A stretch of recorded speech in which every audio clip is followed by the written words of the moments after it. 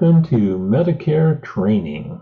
The topic today is going to be hospital indemnity plans. These are some of the Medicare ancillary products that we offer. Among these, the other big one is the dental, vision, and hearing. That is covered by a separate webinar brought to you by Lauren, and she, will see that one scheduled probably for a Tuesday. So let's jump into the hospital indemnity plans. So what these do is they come in and they help cover the client against hospital-related costs that original Medicare or Medicare Advantage doesn't cover. Now, I talk about original Medicare because there are so many people out there that all they have is original Medicare and maybe a prescription drug plan. They don't have that $1,000 in the bank, if that, and wouldn't take much. They couldn't make a Part A payment if they had to for a deductible. So there's a lot of people out there where for a relatively small amount of money, we will be able to help protect them. And the big question that I always throw at people, when I'm dealing with, they've already questioned us about Medicare, maybe a Medicare Advantage plan, maybe they don't have an SEP or something like that. And I just start off with, reviewing the cost, and I simply ask, is that a payment that you would want to make, or would you like to have someone else make that for you? And that's usually the big opener. How can somebody else be making that for me? As that question that rolls around in their mind. When we talk about this $10,000 max out of pocket, let's be fair. I mean, we're looking at a PPO plan, and everything's being done out of network. So we all know that most people are going to stay inside the plan whenever possible. But one of the things about getting that PPO was that I could go out of network and I could seek, the best professional in my area. So, people, needing that, that may not be, it may be something that they can afford, but they don't want to. So these plans are great for those who did not qualify for original Medicare. Now, so I'll give you a good example of that is that person that moved to the US from some other country, they didn't get their 10 years as Medicare required. They may not even have their 5 years of residency. At least after 5 years of residency, they can get a Medicare Advantage plan. They may not even want to be able to get that, ACA plan, because it won't get any kind of subsidy, and that just because you have to be working to get that, right? And so they can, pay a pretty hefty price for an ACA plan.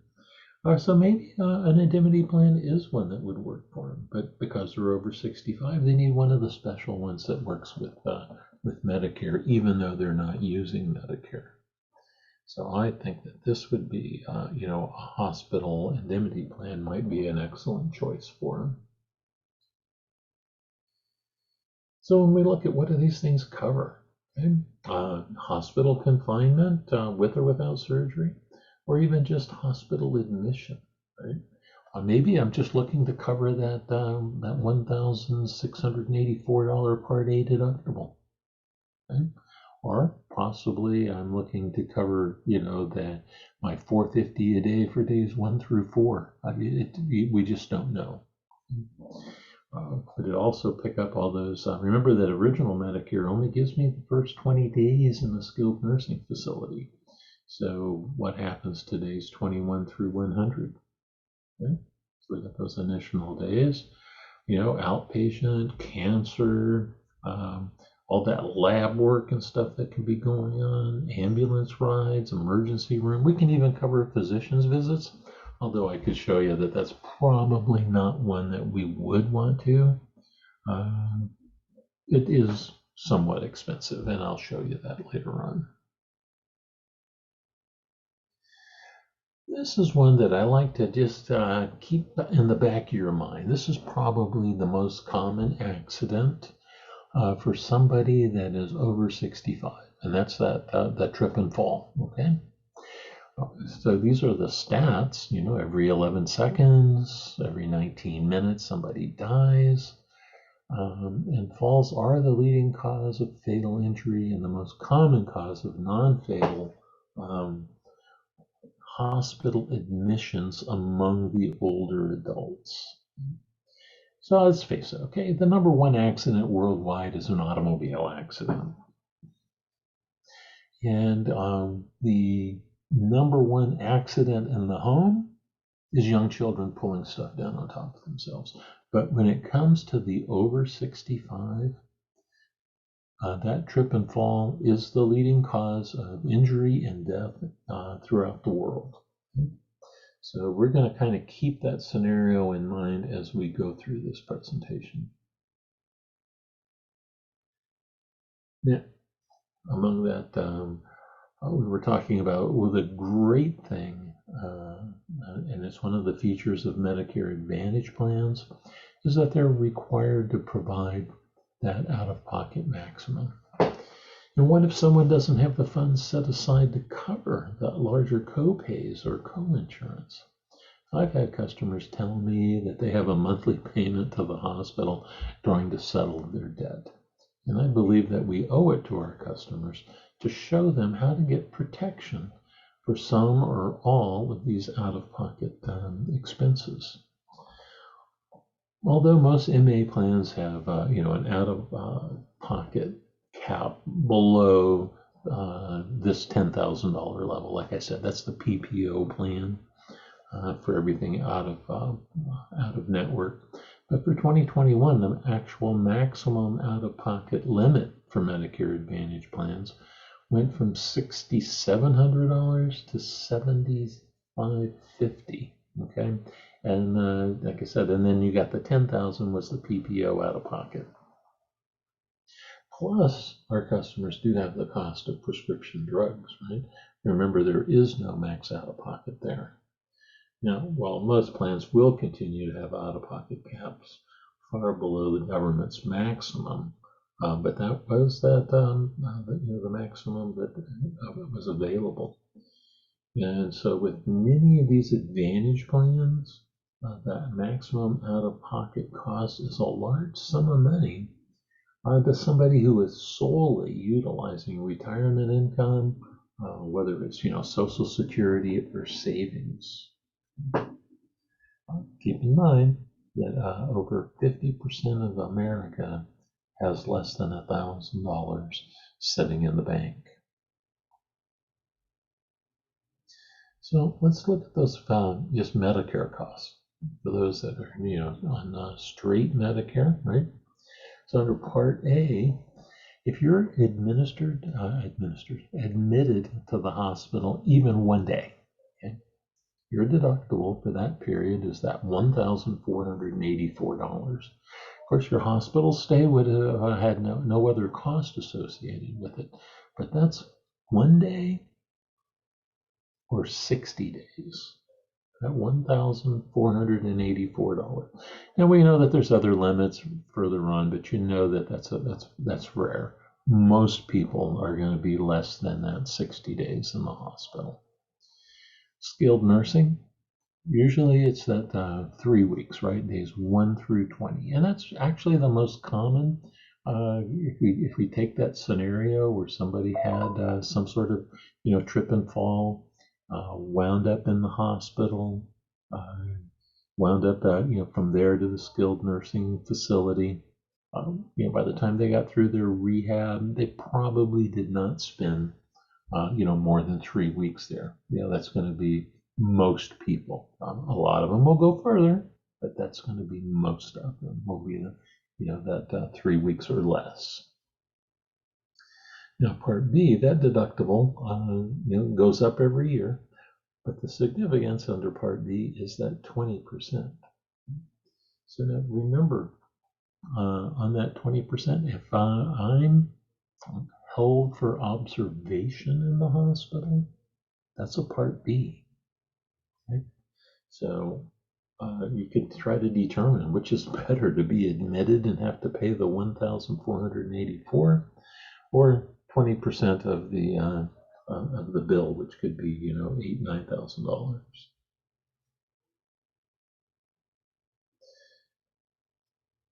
So I always like to throw this up because this is that typical. This is not any single plan. This is kind of an amalgamation of all the various Medicare Advantage plans that are out there.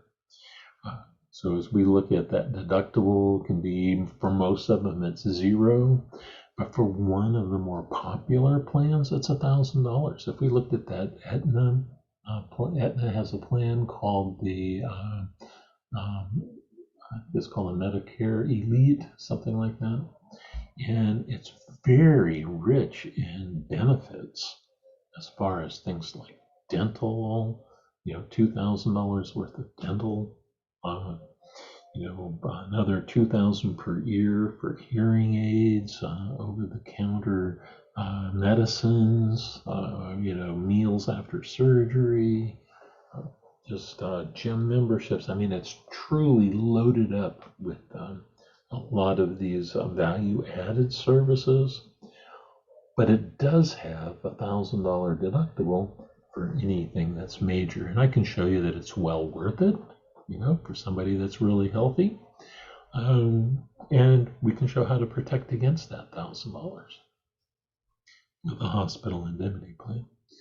So then we got the hospital stay. Like I said, I've seen them at $750 for one day, and didn't matter how many days you stayed.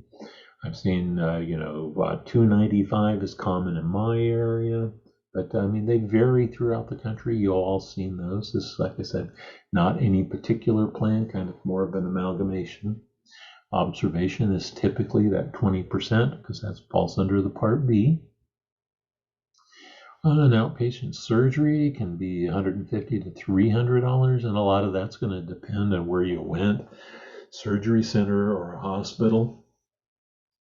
Primary care physicians, most plans these days it's zero, but a lot of them still have that $25, especially at PPO, at a network plan. Ambulance ride, $250. That's a ground ambulance. We're not talking air stuff here.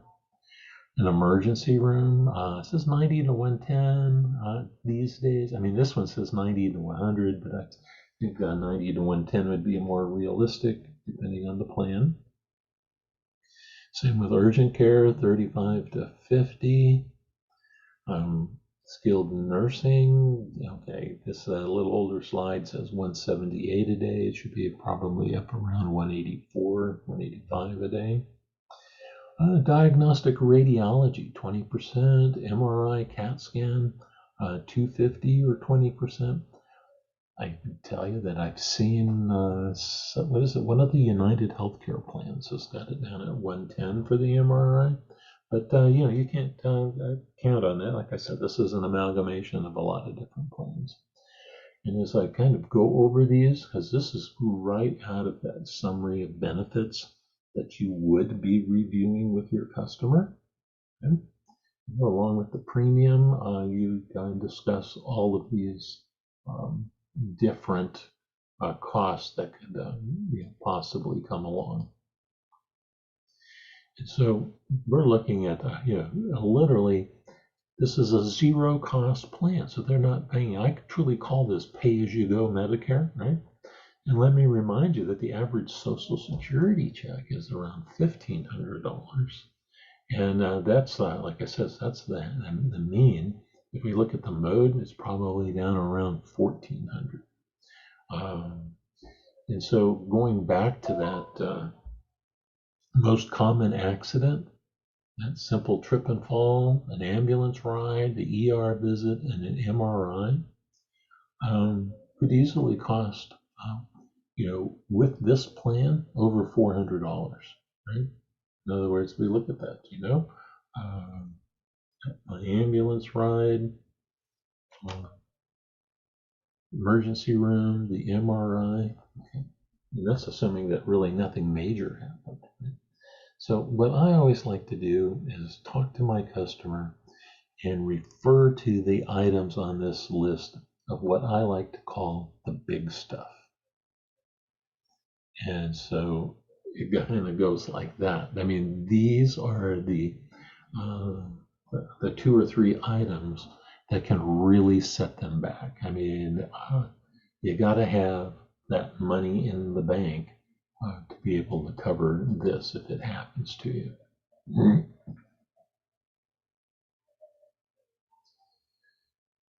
Okay, so along with that, cancer drugs. And I'm just throwing this one up here just so that you kind of get a feel. We all know that getting cancer is expensive. And we've seen probably a lot of this advertised on television. Okay? But in that advertisement, they never tell you anything about what the cost is. So the first 4 up there, those will fall under Part B of Medicare. In other words, you have to go to a physician or go to a hospital to get those. So you could be paying 20% of the cost for those Part B drugs. Yep. The bottom 4, those are falling under Part D. In other words, they write you a prescription and you go to a pharmacy and fill it. So can you imagine the first time you had to get Ibrance? You literally met your deductible, blew through the initial coverage, blew through the donut hole, and are immediately into catastrophic coverage the first time you filled that prescription. Okay. Can you imagine that? $650 each month that you needed to be taking that.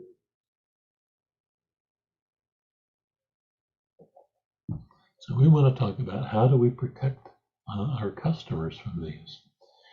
Okay, I've seen most of this advertised on television, so it's people know about them. They will recognize these names.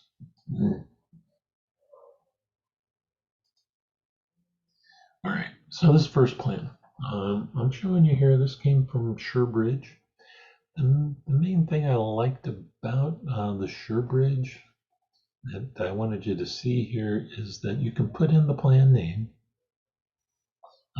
This is a slide from 2020, and the Medicare Elite plan in my area. You click View, and it shows you what it pulls out there on that left-hand column, what the cost is for this plan, and the big cost, the big stuff, and what's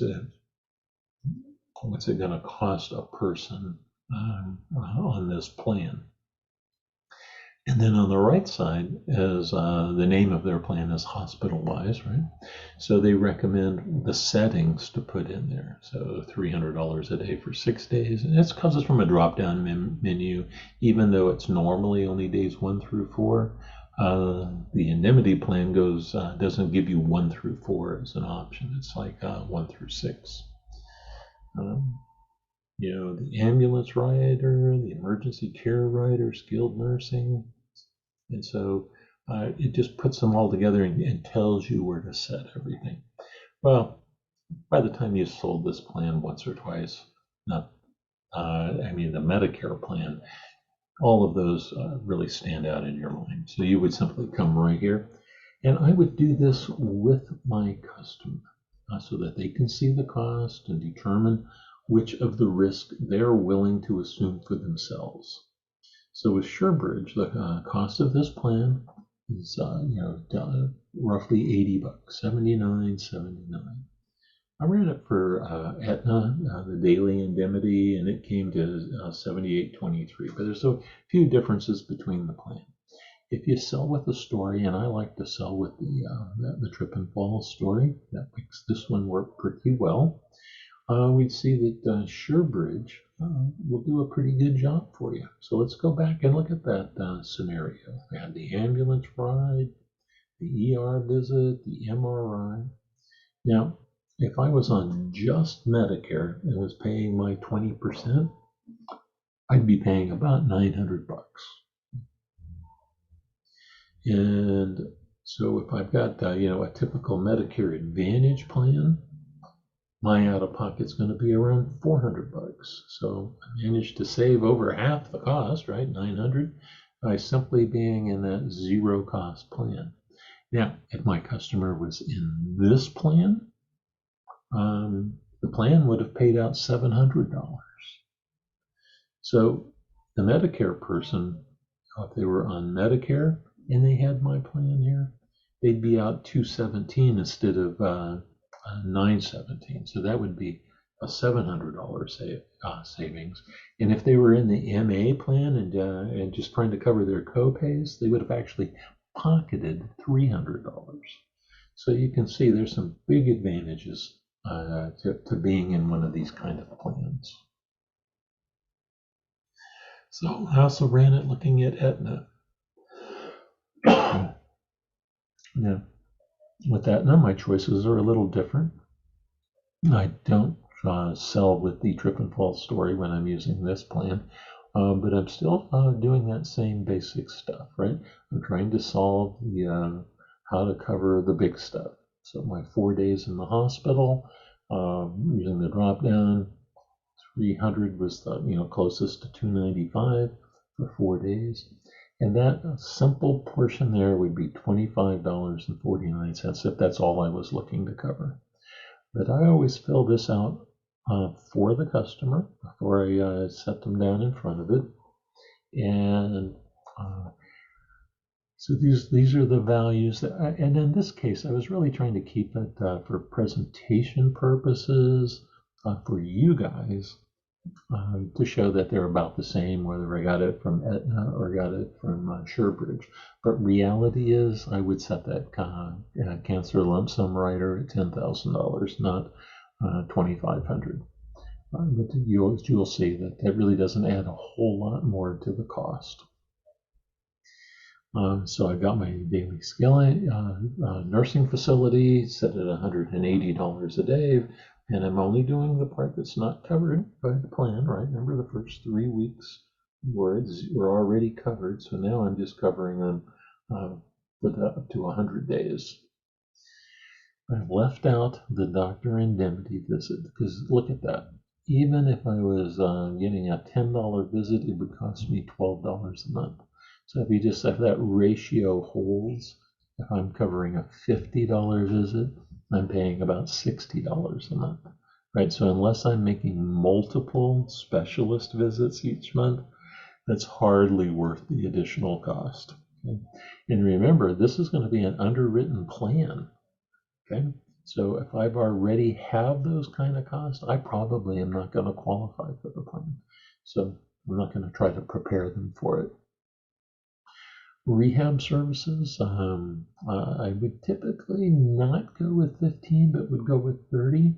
If you've ever known anyone with a heart attack, they typically get 3 days a week for 6 weeks as their cardiac therapy that they need to go do. So 15 days would only cover half of it. And it's $50 a whack when you go. So you can see the cost is not that much. I'm going to probably bring it up to $10 to go for the full 30 days. And if you wanted to be able to cover that outpatient surgery, okay, for $250, it would cost you $11.88 a month. It's just trying to show. So again, you do this with your customer. You find out exactly what their risk tolerance is, and most people will be willing to assume some of this for themselves, right? Maybe it's the ambulance ride, maybe it's the outpatient surgery or the rehab, but who wants to pay that daily skilled nursing? And look at that, that's only $18 a month. and to cover the $300 a day is another $25.50. So it's perfectly reasonable to have a pretty low cost on one of these indemnity plans. And for that person who has just left that group plan where they were probably having 350 or more deducted from their monthly pay to cover it, their share of the cost, uh, adding a Part B premium and and $78 for the zero cost MA plan. You can find that that's quite a bit of savings over what they've been spending. So let's look at some other options for how to set this up. Maybe I'm just looking to cover that deductible and some of the hospital costs, right? So I set the a hospital admission indemnity at $1,500, and then I still want to cover, say, my ambulance ride and my cancer and my skilled nursing facility. So I'm at $120.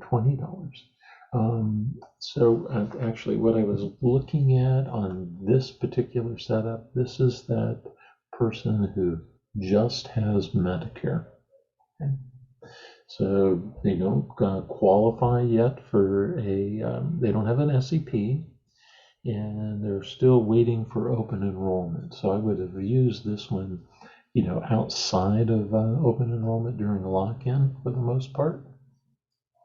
And even during open enrollment, if I got somebody who was straight Medicare and hadn't been on a plan before, and so I got them into the zero cost plan, and I would use something like this to cover them for the next 3 months. And at which time the plan would not go away, but the price would drop from 120 down to that we saw at $80, right? So I've got them covered for their Part A deductible, right? A benefit amount on hospital admission of $1,500. I covered their emergency room and ambulance ride. I got that $10,000 cancer lump sum and a daily skilled nursing facility. Now, there are some times that I may not. I would always try to write a cancer policy, but perhaps I also need to get them into a heart attack stroke plan, also available for that. But just not. It would just be a separate plan. Our cost would still run about the same as the cancer rider. It's just that it would be a standalone plan. And again, back to when I did my review with them, trying to determine exactly what they needed, that would be the point at which I determined which of these kinds of plans that I would present to them. If the family, and I asked, family of heart history, is it something that you need? Now, if they're that person that's already got stents installed, back when they were 45, already had, hypertension and heart issues, they would never qualify for this plan. This is underwritten, so just do keep that in mind. So how do we sell this? And this is the way that I've always done it, is when we're reviewing that summary of benefits, when you're selling the plan, when you're selling the Medicare Advantage plan, the first thing that comes up on that summary is the premium. Okay, can't do anything about that. The next thing that shows up is the deductible. Many times it's going to be zero. But not everybody's getting into that Aetna Elite plan. But the third item on every summary of benefits is what happens when you're hospitalized. How is it handling that cost for the hospital? So when I hit that, whether it's the deductible or the hospital cost, I asked, do you want to make that payment, or would you like someone else to make that payment for you? The whole purpose of that is to plant that seed. Okay, we're not going to break from what we're doing and go over to hospital indemnity plans. What we're doing It's planting the seed that I may not have to make this payment. I might be able to have somebody else do that. And so every time I hit one of those big ticket items, I ask that question. Is this one that you would want to make, or you want someone else to make it? Okay. And so at the end, after I've done my enrollment into the MA plan, that's when I go back into the hospital indemnity and get them signed up for that. So maybe you're talking to a customer who already says, hey, I've got an Advantage plan, I'm all set. And I'd say, oh, great, oh, nice. The Medicare Advantage plan. Which indemnity plan covers all your big ticket items? And that's when you find out if some other agent has left the money on the table, because you're going to come in and scoop it up. They're going to ask, what do you mean covers the big ticket items? What big ticket items? Oh, didn't your agent explain to you what it cost if you were in the hospital, or if you had to go to a skilled nursing facility? No, let's look at your plan. Show them what their big ticket items were, and again, I put them down in front of the screen and show them how to cover it. Okay? And so I've been successful with both of these two questions. Do you want to make that payment, or would you like someone else to make that payment for you? And which indemnity plan covers all your big ticket items? Okay, either one of those will work for you. So that's what I've got here for you today. I'll let you all go and let you do what you do best, which is sell.